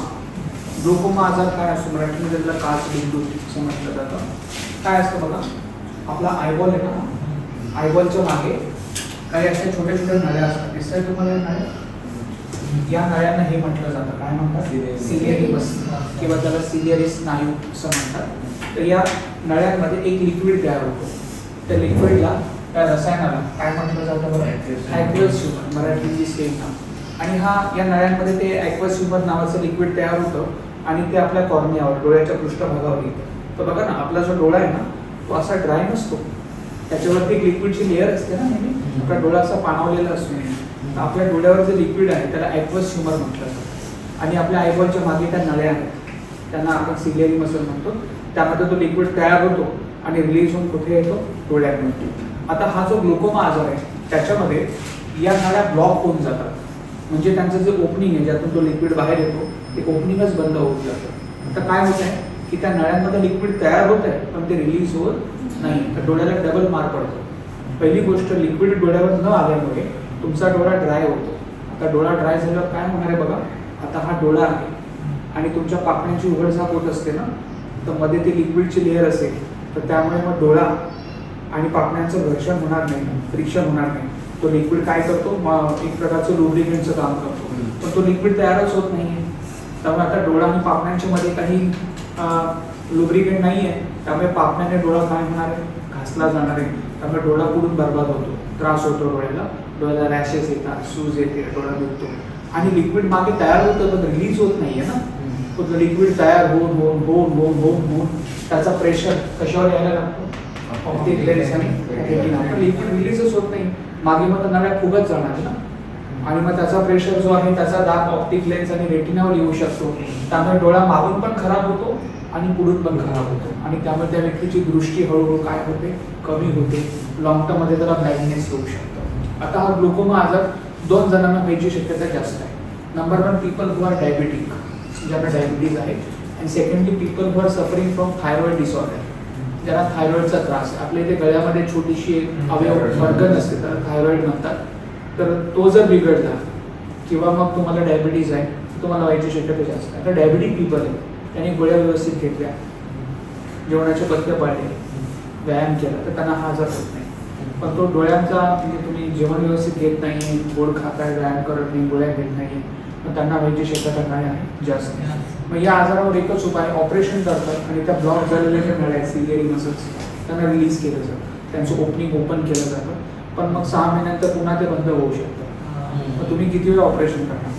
That is why हा आजार होऊ नये त्यासाठी इतर आजार टाळावे, थायरॉइड, डायबिटीज, आणि झालंच तर काय होऊ शकत नाही, मग you have to live. Okay, long टर्ममध्ये ज्यांना ग्लुकोमा आहे त्यांची विजन जायची दाट शक्यता असते. पुढचा आजार बघा, हा कॉमन आजार आहे, सगळ्यांनी ऐकलेलं आहे, मोतीबिंदू. ओके, कॅटरॅक्ट आजारामध्ये काय होतं, कॅटरॅक्ट आजारामध्ये ही आपली ऑप्टिक लेन्स आहे ना, ती वय वाढल्याने 50, 60, 70 वर्ष वय झाल्यामुळे ही तुमची जी ऑप्टिक लेन्स आहे जी एरवी ट्रान्सपरंट असते ती ओपेक होते. ओपेक म्हणजे अपारदर्शक. आता बघा ही तुमची ऑप्टिक लेन्स आहे ती काय झालेली आहे, अपारदर्शक झालेली. ओपेक म्हणजे अपारदर्शक. आता ही अपारदर्शक झाल्यामुळे लाईट इमेज तुमच्या प्युपिलमधून कुठे जाते, ऑप्टिक लेन्स. पण ऑप्टिक लेन्स जी आहे ती अशी अपारदर्शक झाल्यामुळे ती लाईट इमेज कुठे जात नाहीये, रेटिनापर्यंत जातच नाहीये. त्यामुळे तुमची जी विजन आहे ती काय होते, ब्लरी. ब्लरी म्हणजे दुसरं दिसतं. जसं काचेवर धुकं आलं की आपल्याला कसं ब्लरी दिसतं पलीकडचं, तसं यांना दिसतं. मग याच्यावर काय, म्हातारपणी होणारा नॅचरल आजार, याच्यात काय असं कोणी काही डायबिटीज काय असं नसतं. मग या आजारामध्ये काय करतात, ऑपरेशन करतात आणि ती खराब ऑप्टिक लेन्स काढून टाकतात. कॅटरॅक्टचं जे ऑपरेशन आहे त्याचं नाव दिलंय खाली, वाचा, छोटंसं नाव आहे. काय नाव आहे कॅटरॅक्ट? मोठं नाव असेल ना तर 2-3 पार्ट्स मध्ये डिवाइड करून वाचायचं. कसं करायचं, फॅको इमोल्सिफिकेशन. इतकं मोठं नाव घेताना डॉक्टरचा पण श्वास पण मृत्यू होऊ शकतो, पण डॉक्टर पण छोटंसं नाव घेतो, काय म्हणतो, फॅको. डॉक्टर म्हणतो तुझा मोतीबिंदू झालेला आहे, तुला फॅको करावं लागेल. फॅकोमध्ये काय करतात, डॉक्टर ऑपरेशन करायला बोलवतो आणि अगेन 10 वाजता जायचं, 12 वाजता घरी यायचं. इथे काय बेड रेस्ट वगैरे काय लागत नाही. घरी झालंय कोणाचं कॅटरॅक्टचं ऑपरेशन, आता सिंगल डे रिटर्न ऑपरेशन, म्हणजे 10 वाजता 12 वाजता घरी यायचं, काही टाकेबिके पडत नाही, काही कुठे बेड रेस्ट करायला लागत नाही. 10 वाजता जायचं, डॉक्टर ऑपरेशन थिएटरमध्ये घेऊन जातो. मग आणि काय करतो, तुमची खराब झालेली ऑप्टिक लेन्स आहे ना ती ऑपरेशन करून काढून टाकतो. दिसते तुम्हाला, गेली घेऊन, आणि त्याच्या जागी तिथे एक आर्टिफिशियल लेन्स बसवतात. आर्टिफिशियल लेन्स दिसायला डिट्टो कॉन्टॅक्ट लेन्स सारखी असते. बघितलं ना कॉन्टॅक्ट लेन्स, फक्त कॉन्टॅक्ट लेन्स डोळ्याच्या वर बसवतात ना, रात्री झोपताना काढतो आपण. ही लेन्स डोळ्याच्या मागे बसवतात जिथे ऑप्टिक लेन्स होते, आणि एकदा टाकली की लाईफ टाईम काढावी लागेल. नाही तर ती डोळ्याच्या कुठे बसवलेली आहे आतल्या भागामध्ये, त्या लेन्सला काय म्हटलं जातं? इंट्रा म्हणजे आत, ऑक्युलर म्हणजे डोळ्यातली लेन्स. तर अशी लेन्स जी डोळ्याच्या आत बसवतात. कॉर्निया कट करून कसं करतात? स्क्लेरा दिसतोय तुला वाईट पार्ट, तिचे छोटंसं छिद्र करतात. केलं? किती छिद्र करतात? 0.5 मिलीमीटर. ओके, हे इतकं छिद्र आहे, इतकं लहान आहे की तिथून रक्त पण निघत नाही. म्हणजे किती लहान छिद्र आहे? आपल्याला मच्छर चावतो ना, तेव्हा नांगी आत टाकतो ना, तर तेव्हा एक छिद्र होतं ना, असं उसळी म्हणून रक्त बाहेर येतं लगेच. नाही ना, इतकं छिद्र करतात डोळ्यामध्ये. आता काय करतात? डॉक्टर इंजेक्शन घेतो. ते स्पेशल इंजेक्शन असतं, आपण बघतो ते इंजेक्शन असतं. त्या इंजेक्शन मध्ये फोल्ड करून ही लेन्स टाकलेली असते. कोणती लेन्स टाकलेली असते? Intraocular lens. आधी काय करतो? तो छिद्र करतो, आणि छिद्र करून इकडची जी छोटीशी लेन्स आहे खराब झालेली, ती अशी फाडतो. इमल्सिफिकेशन म्हणजे फाडणे, तुकडे करणे, आणि त्या इंजेक्शनच्या साह्याने ती लेन्स खेचून बाहेर काढतो, तुकडे तयार. तर पहिले इंजेक्शन टाकतात त्या छिद्रातून, आणि खराब झालेली लेन्स फाडून काढून टाकतात. तिचे तुकडे जे ते इंजेक्शनच्या साह्याने साफ करून काढून टाकतात. आता एक नवीन इंजेक्शन घेतात, त्याच्यामध्ये इंट्राऑक्युलर लेन्स टाकलेली असते. ते इंजेक्शन याच्यामध्ये टाकतात त्या छिद्रातून, आणि ती इंजेक्शन मधली ती लेन्स इंजेक्ट करतात. ती लेन्स जाऊन बरोबर इथे बसते आणि उघडते अशी, आणि इथे एक नवीन इंट्राऑक्युलर लेन्स तुम्ही इम्प्लांट केली. ओके, तर 2 इंजेक्शन असतात. एक इंजेक्शन जे आहे ते त्या छिद्रातून टाकून खराब झालेली लेन्स फाडायची आणि खेचून घ्यायची, आणि दुसऱ्या इंजेक्शन मधून इंट्राऑक्युलर लेन्स आत टाकायची, आणि ती इंजेक्ट करून बरोबर, आणि फोल्डेबल असते ती, म्हणजे फ्लेक्झिबल असते, आतमध्ये जाऊन पडते आणि अशी उघडून बसते. जशी कॉन्टॅक्ट लेन्स कशी फ्लेक्झिबल असते, एक्झॅक्टली तशी. पूर्ण ऑपरेशन 10 मिनिटांमध्ये होतं. पण इथे लोकल त्या दिसते त्यांना. हा लोकल अनेस्थेशिया देतात ना. हा डोळ्याचा हा भाग दिसतोय, इथून इंजेक्शन देतात अनेस्थेशियाचं. लोकल हा लोकल अनेस्थेशिया देतात, आणि भूल देतात डोळ्यांना. ओके, आणि ती भूल 1 तासानंतर निघून जाते. पूर्ण ऑपरेशन 10 मिनिटांमध्ये होतं. बाहेर आल्यानंतर डोळ्यावर पट्टी मारतात. ओके, मग दुसऱ्या दिवशी पट्टी काढून टाकतात. 1 महिना अँटीबायोटिक ड्रॉप्स टाकायच्या डोळ्यामध्ये, आणि स्क्रीन टाइम कमी. बाहेर जाताना काय लावायचा? That is it. Normally 99% operation fail जात नाही, फक्त ते अँटीबायोटिक ड्रॉप्स व्यवस्थित टाकायचे. ओके, आणि शेवटचं तुम्ही म्हणाल आता सर ही लेन्स लावली तिचा फायदा काय? पहिली गोष्ट, ही ट्रान्सपरंट लेन्स आहे, त्यामुळे त्यातून लाईट आता कुठे जाणार आहे? रेटिनावर मस्त दिसणार स्पष्ट. दुसरं, जर त्या डोळ्याला चष्म्याचा नंबर असेल जिथे कॅटरॅक्टचं ऑपरेशन झालं, तर इंट्राऑक्युलर लेन्स टाकताना नंबरचीच टाकतात, त्यामुळे चष्म्याचा नंबर पण काय होतो? निघून जातो. लेसी करायची गरज नाही, 2-in-1 ऑपरेशन. बरोबर? तुम्हाला सर ही लेन्स किती दिवस टिकणार? आर्टिफिशियल आहे, मॅनमेड आहे, जास्त टिकणार नाही. बरोबर, ही लेन्स जास्त दिवस टिकत नाही. इंट्राऑक्युलर लेन्स फक्त किती दिवस चालते?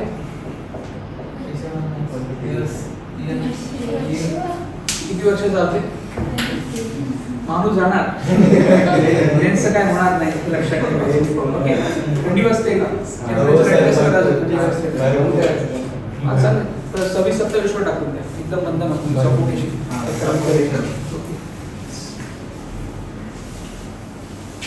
सर जे म्हणजे ते मेल्यावर नाही का आय डोनेशन, ते कसं काय म्हणजे? आता आय डोनेशन पुढे सांगतो याच्यामध्ये. ओके, इथपर्यंत कळालं? तर कॅटरॅक्टचं ऑपरेशन कसं होतं कळालं? प्रायव्हेटमध्ये जर केलं संस्कार आधी ना, वाटल्यास ते बंद कर बटन एसीचं आणि मग चालू कर. त्याचे जरा सेल मागून हलवायला लागतात तुला. सेल हलव, त्याचे सेल हलव.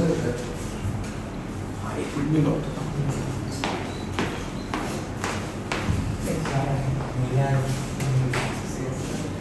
आपलं हे कॉन्टॅक्ट ऑपरेशन ओके, इसवर टाकून. Plastic operation. ₹1,00,000 चष्म्याचे झाले. चष्मे बनवले. काय म्हणतात प्रश्न? एवढे चष्मे झालेत ना की आता जागा त्याच्याच कुठे. काय प्रॉब्लेम? इलास्टिक केलंस. LASIK is better all any time. तुमच्यासारखे जे यंगस्टर्स आहेत त्यांच्यासाठी LASIK on any given day चांगलं आहे. Okay, LASIK is always good. काल लोक लेसिक करत नाही मला माहिती. बरोबर ना? जे लोक बाहेरचं काय पण खातात, बाहेरचं कुठलंही पाणी पितात, डोळीमध्ये बिंदास्त फिरतात, हा. गाडीमध्ये जातात, ते डॉक्टरला लेसिक करताना विचारतात म्हणजे डोळ्यांना काही होणार नाही. बाकीच्या जीवाची परवा नाही आहे पुढे. डोळ्यांना काही होणार तर नाही ना माझ्या. बरोबर की नाही? LASIK is always a better option. आलं लक्षात तुमच्या? चला पुढे जाऊया आपण. पुढे काय आहे बघा. This lens is very durable, can last up to 150 years. Cataract operation कसं करता? युट्यूबवर बिग व्हिडिओ बघा ना, अजून चांगलं तुम्हाला कळेल. अशी व्हिडिओ बघा ना इन्फॉर्मेटिव्ह. ते इंस्टाग्रामचे रील्स चालून काय मिळणार आहे? काहीतरी चांगलं बघायचं. मग पुढे पुढचा कॉन्सेप्ट काय आहे? Cells. सेल्स. डोळ्यांमध्ये काही सेल्स पेशी असतात, डोळ्यांमधल्या पेशी, त्यांच्याबद्दल आपण बघूया.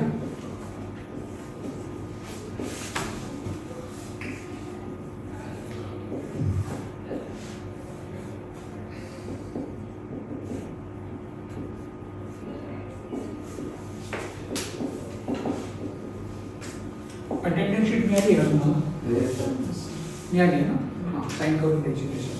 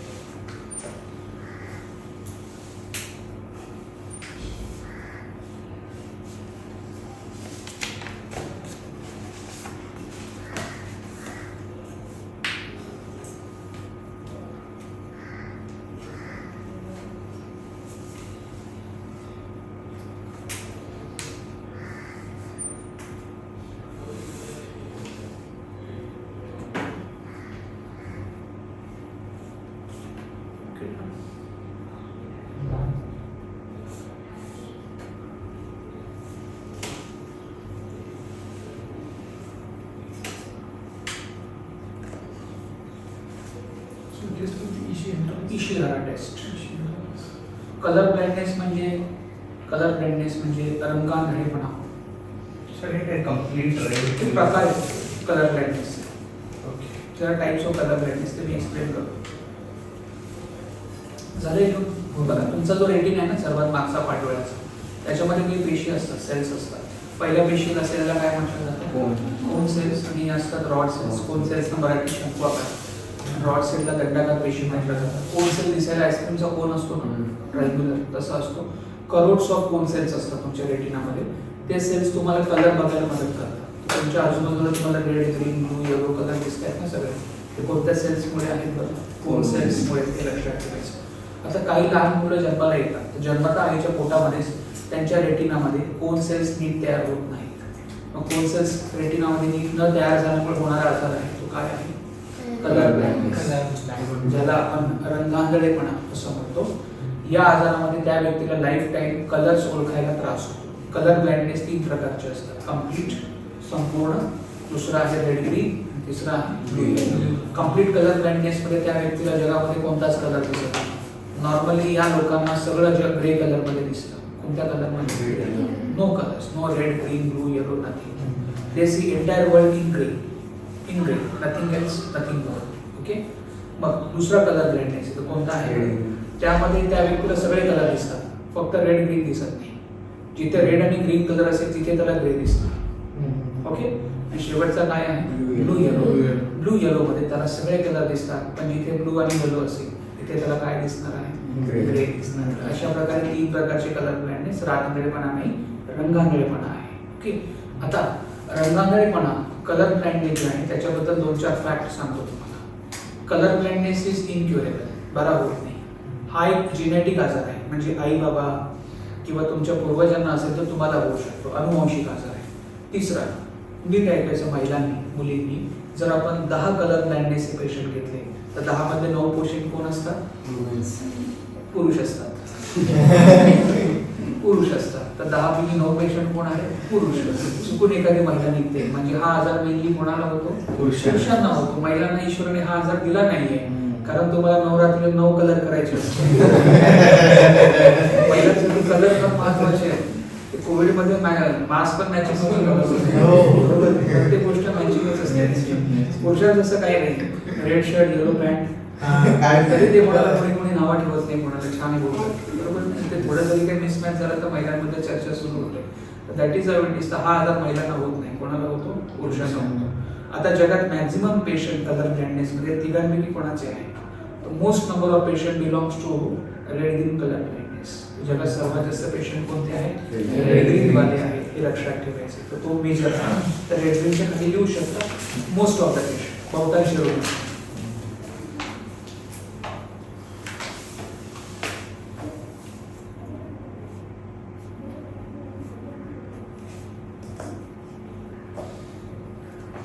ओके, पुढे फार महत्वाचं टॉकिंग अबाउट रेड ग्रीन.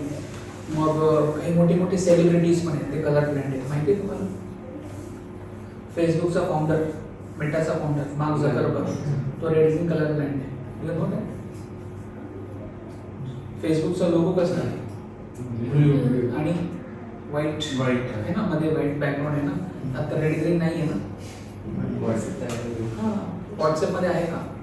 हा, पण व्हॉट्सअप त्याने नंतर विकत घेतला आणि तो फेसबुकचा फाउंडर होता. त्याने स्वतःचा लोगो डिझाईन करताना त्याच्यामध्ये त्याने रेड ग्रीन घेतला नव्हता. नंतर त्याने इंस्टाग्राम, व्हॉट्सअप घेतलं, ते त्याने मागून घेतलं. त्याचा लोगो ऑलरेडी डिझाईन होता. हे क्रिकेट बघता थोडंफार. तर ऑस्ट्रेलियाची T20 टीम आहे, त्याच्यामध्ये एक प्लेअर आहे बघा, विकेट कीपर आहे मॅथ्यू वेड्स, तो रेड ग्रीन कलर ब्लँड आहे. लय लक्षात आपल्याला. असे मोठे मोठे आहेत लोक जे कलर ब्लँड आहेत, हे लक्षात ठेवायचं. ओके, तर दिस इज इट. दुसरी गोष्ट, कलर ब्लँड जो व्यक्ती आहे, माझा प्रश्न आहे तुम्हाला, तो सिव्हिल सर्व्हिसेस मध्ये चालतो का? तो IAS, IFS, IPS होऊ शकतो का? कलर ब्लँड व्यक्तीला सरकारी नोकरीमध्ये संधी उपलब्ध आहे का? सर बॉडी चेकअप करतात का? मेडिकल होते ना. तुम्ही UPSC इंटरव्ह्यूला गेले तर तुमचा इंटरव्ह्यू झाला, आज इंटरव्ह्यू झाला, दुसऱ्या दिवशी तुमची UPSC मेडिकल करते. अजून रिझल्ट लागला नाहीये तुमचा, तरी दुसऱ्या दिवशी मेडिकल होते. कधी कधी इंटरव्ह्यूचे 1 दिवस आधी होते किंवा 1 दिवस नंतर होते, डिपेंड अपॉन स्लॉट्स. दिल्लीला तुम्ही गेले इंटरव्ह्यूला, इंटरव्ह्यू दिल्लीलाच असतो, बाकी प्री मेन्स आपले मुंबई ठाण्यामध्ये होते. तर दिल्लीला तुम्ही गेले, इंटरव्ह्यू नंतर किंवा इंटरव्ह्यूचे 1 दिवस आधी तिथे एक राम मनोहर लोहिया हॉस्पिटल आहे किंवा सफदरजंग हॉस्पिटल आहे किंवा एम्स हॉस्पिटल आहे. तिघांपैकी एका ठिकाणी तुमची मेडिकल होते.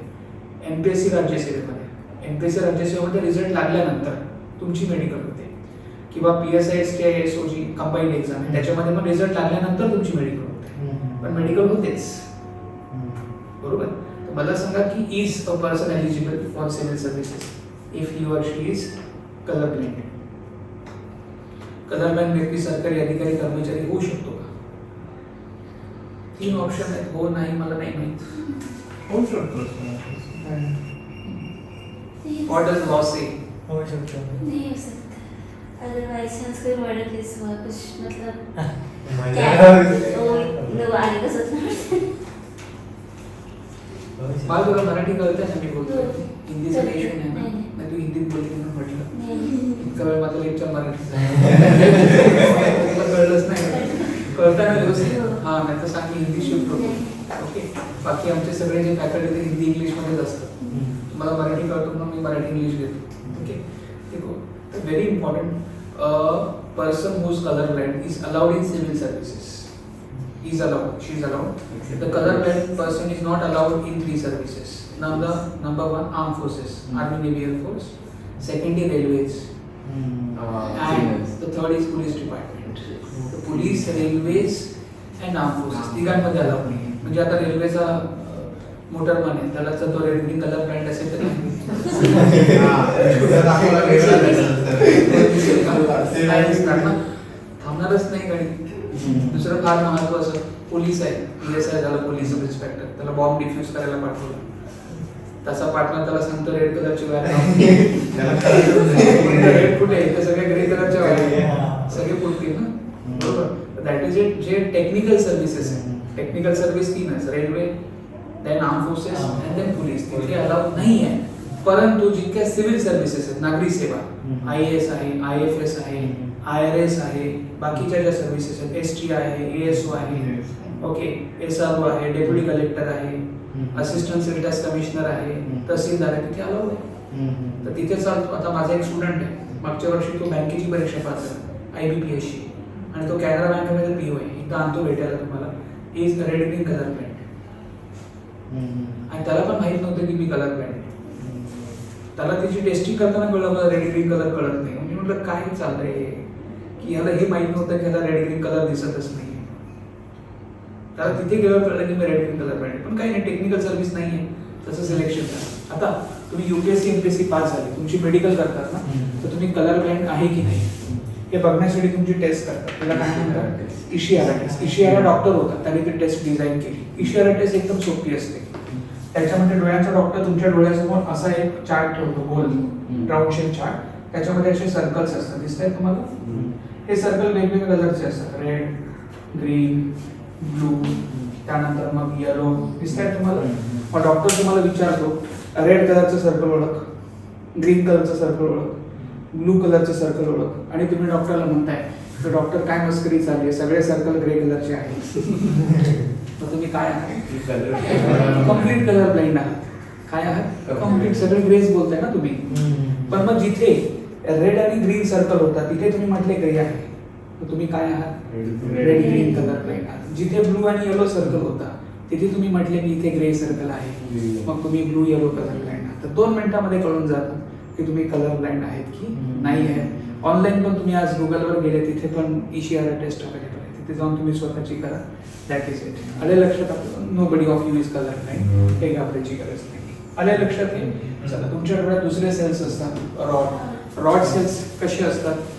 ते वेट लिफ्टर असतात, ते वेट उचलतात ना, तर त्याचे डिस्क असतात, त्या रॉड मध्ये लावतात ना, ते रॉड असते ना, तर हे सेल दिसायला रॉड सारखे असतात, म्हणून त्यांना रॉड सेल्स म्हटलं जातं, दंडाकार सेल्स. ओके, कोट्यावधी दंडाकार पेशी किंवा रॉड सेल्स तुमच्या डोळ्यात असतात. ते तुम्हाला काय बघायला मदत करतात? हा, तर बघा प्रकाश दिसतो ना तुम्हाला, तर प्रकाश बघायला मदत करणारे सेल्स आहेत रॉड सेल्स. तुम्ही म्हणाल मग ज्यांना रॉड सेल्स नाही डोळ्यांमध्ये त्यांना कोणता आजार होतो? ज्यांच्या डोळ्यात रॉड सेल्स नाही त्यांना काय दिसणार नाही? लाईट. ज्यांना लाईट दिसत नाही त्यांना काय म्हणतात? अंधळे, ब्लाइंड. तो blind people who are born blind, who cannot see since birth, they do not have which cells in retina? Rod cells. हे लक्षात ठेवायचं, ते मला सांगायची गरज नसते. हे कळाले आपल्याला? चला, पुढचा पॉईंट लिहून घ्या, नॉर्मल विजन. नॉर्मल विजन किती असते?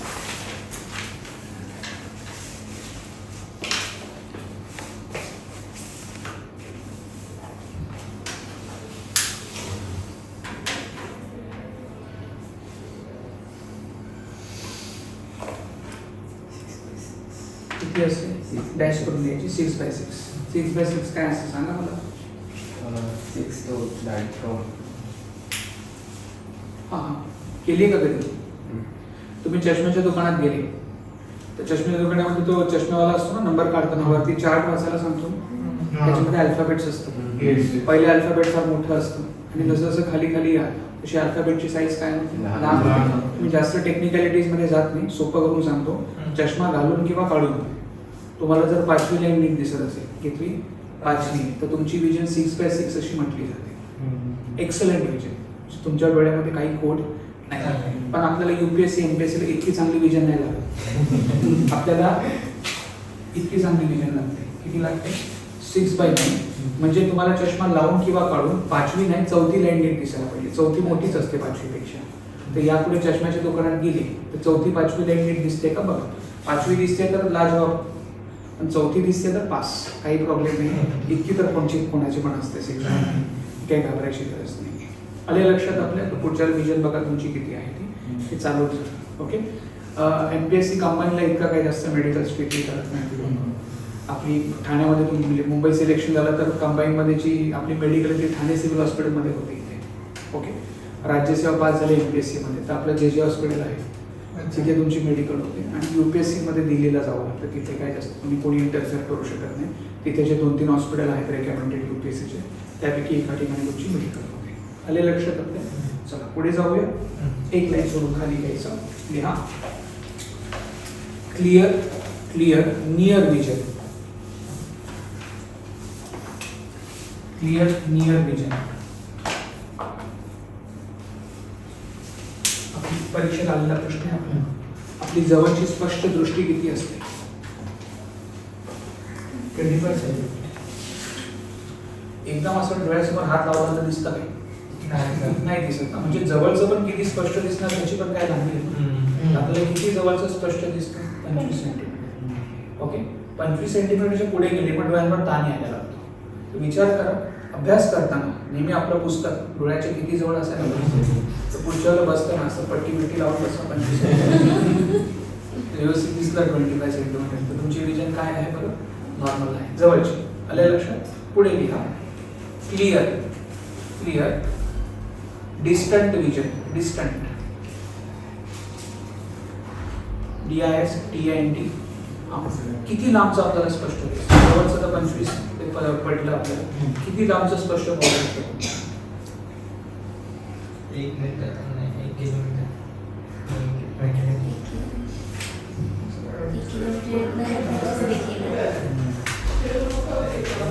काय किती लांबचं स्पष्ट दिसतं? कधी देखील काय अंदाज आहे? उत्तर दिलं तरी सांग. 10 ते 15 फुटापर्यंत लिहू शकता. आपली लॉंगची डिस्टंट विजन किती असते लिहू शकता. इनफायनाइट.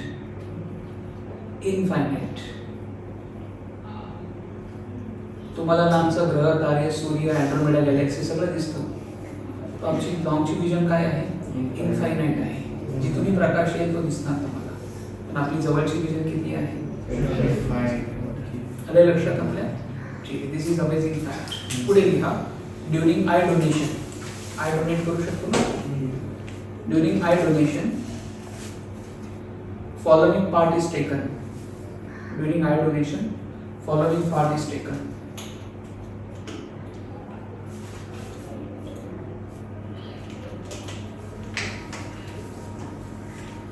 डोळे आपण डोनेट करू शकतो मेल्यावर. तर डोळे मेल्यानंतर काढले जातात तर डोळ्याचा कोणता पार्ट काढतो? हे सगळं डोळाच येतात. डॅश करून द्यायचं. Cornea. Only cornea is taken.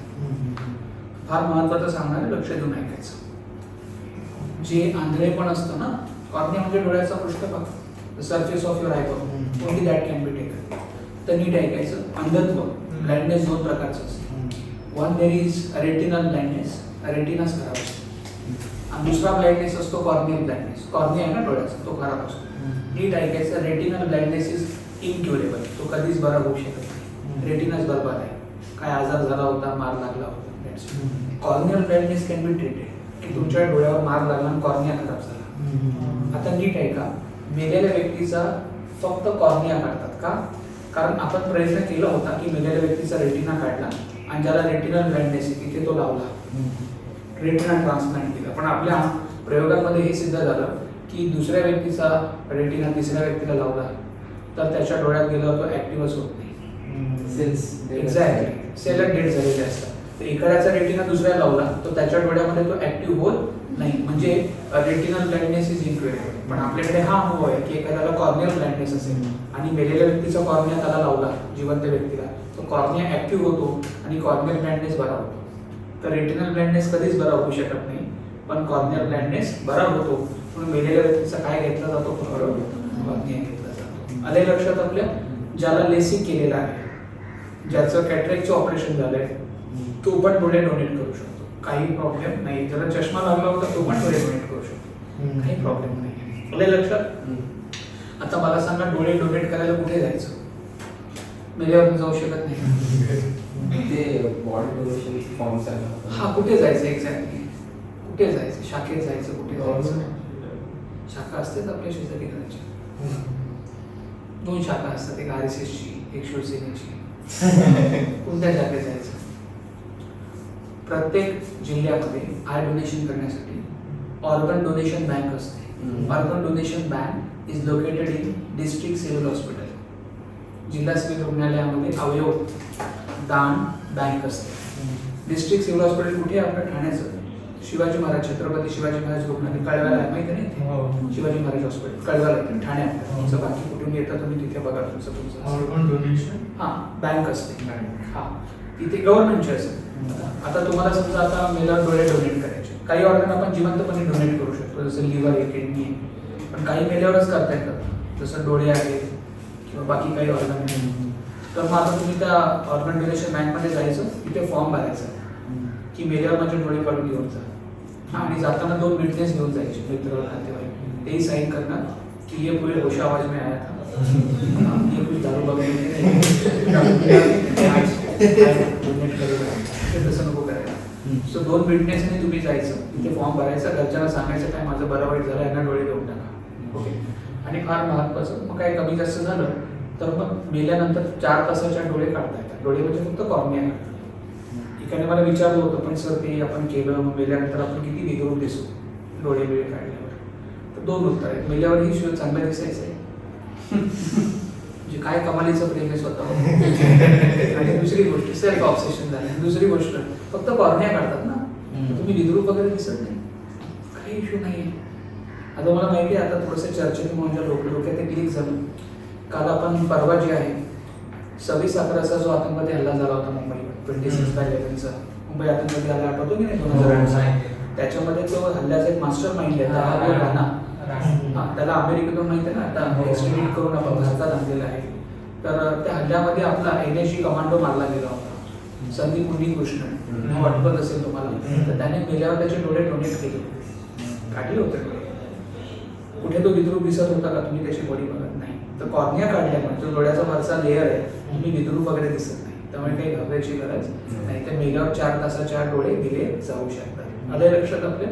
भारतामध्ये ऑर्गन डोनेशन फार कमी करतात लोक. काय कारण आहे बरं? तुम्ही पूर्ण बॉडी डोनेट करू शकता मेल्यावर. It's like self-obsessed people. हां, who is most self obsessed person in India? मी कोणाचं नाव नाही घेतलं.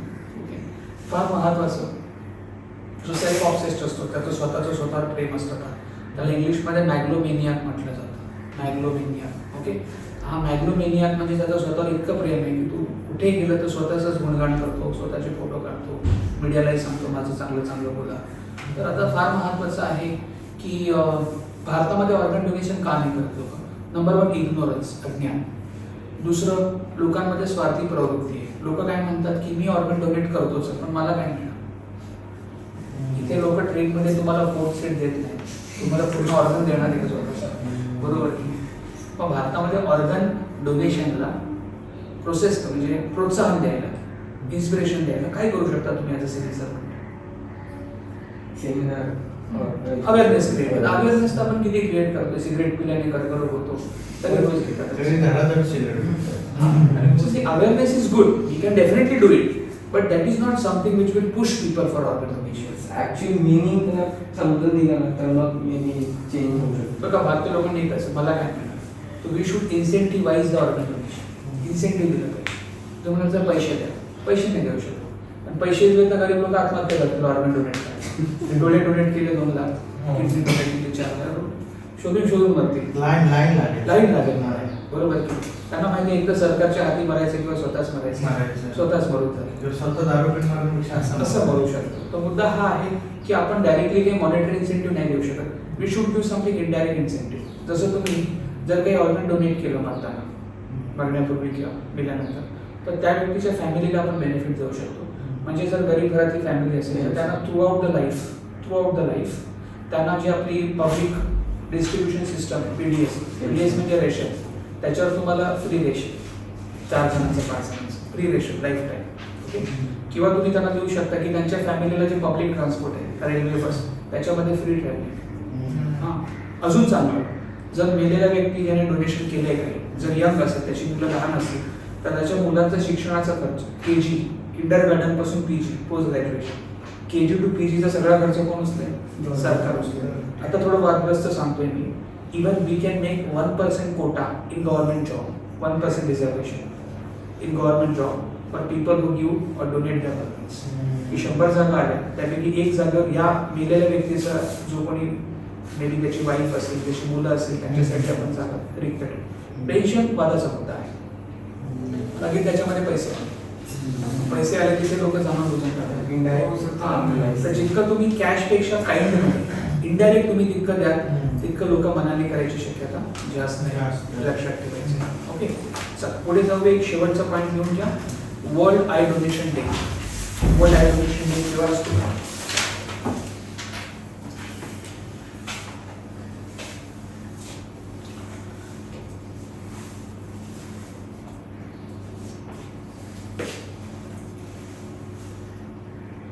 जून 10th of June ला असतो. हे लक्षात ठेवायचं.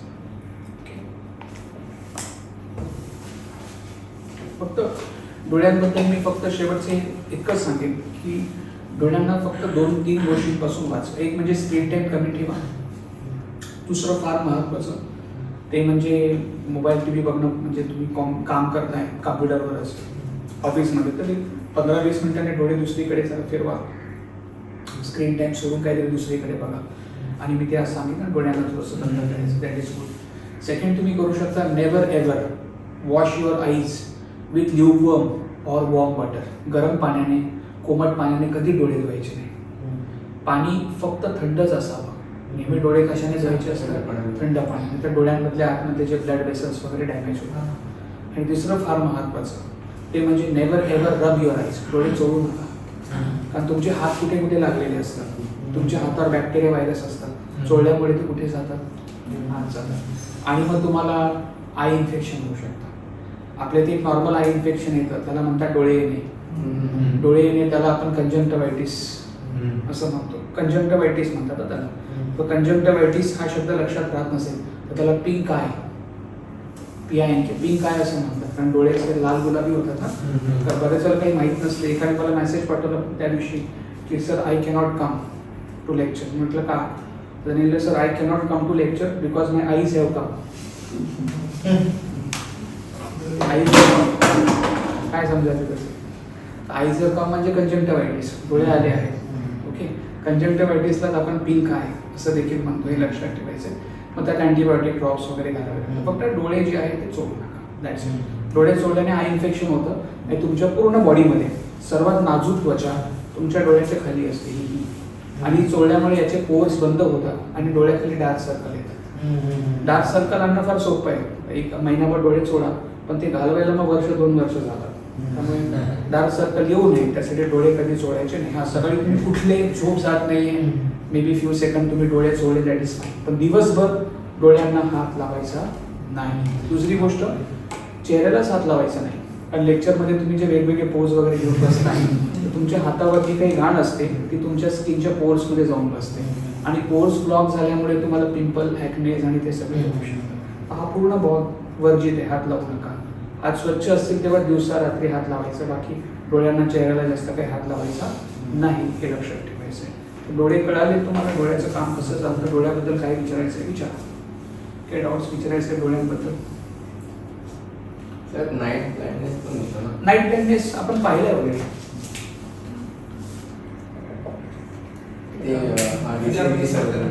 बघितलंय. Night blindness is cause by deficiency of vitamin A. Vitamin A कमी खाल्ल्यामुळे आपल्याला कमी प्रकाशात दिसत नाही. कमी प्रकाशामध्ये न दिसत. No vision in dim light. त्याला काय म्हटलं जातं?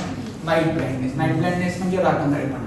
तर रातंधळेपणा काही अनुवंशिक जेनेटिक नाही. तो काय कमी खाल्ल्याने झालाय? Vitamin A. विटामिन ए कशामध्ये असतं? गाजरामध्ये, हिरव्या भाज्यांमध्ये.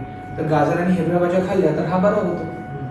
पण कलर ब्लाइंडनेस कधी बरा होत नाही. तो जेनेटिक असतो. तो एका पिढीकडून दुसऱ्याला जातो. तो night blindness is no vision in low light पण इट इज क्युरेबल.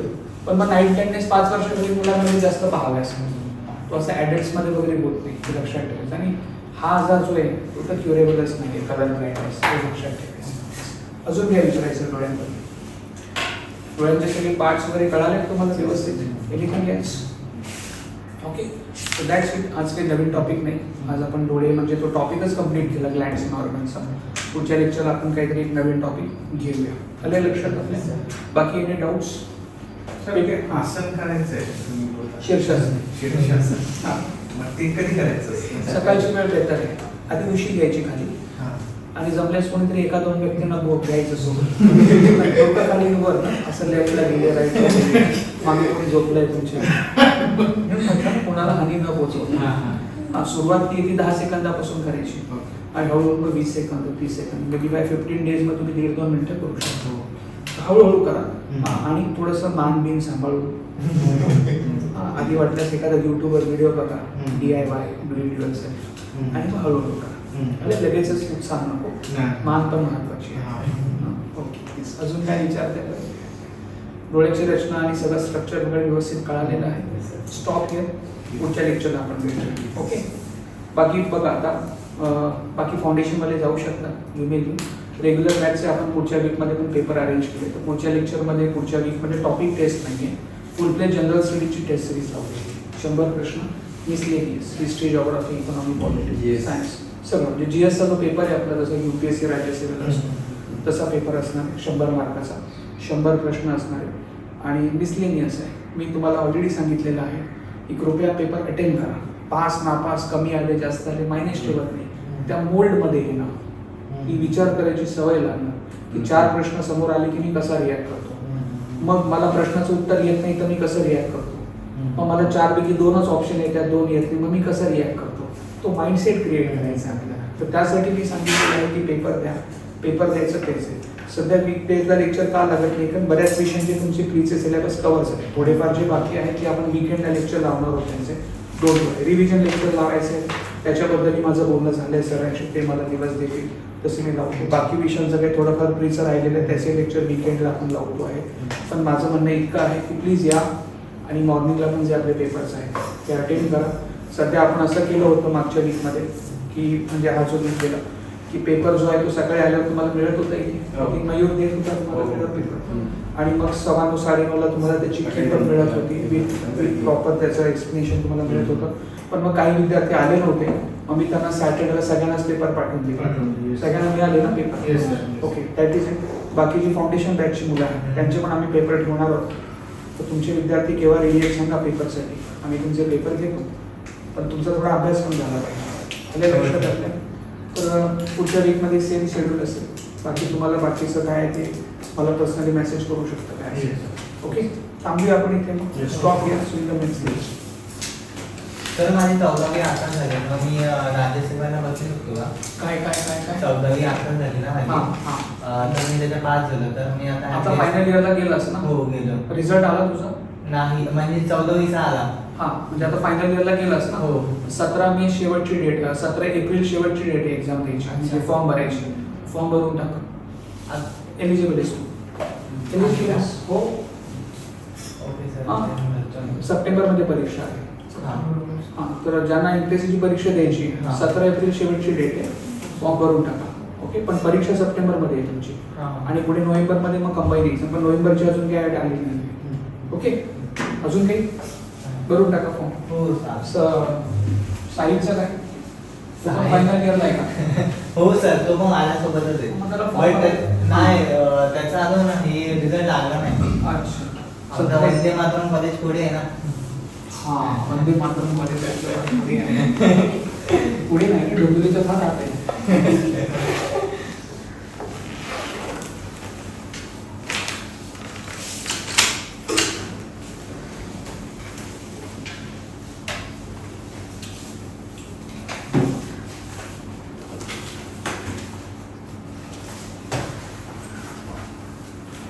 सर हां माझं नॉन क्रिमिनल जर पोस्ट पावती आले तर मग फॉर्ममध्ये कसं?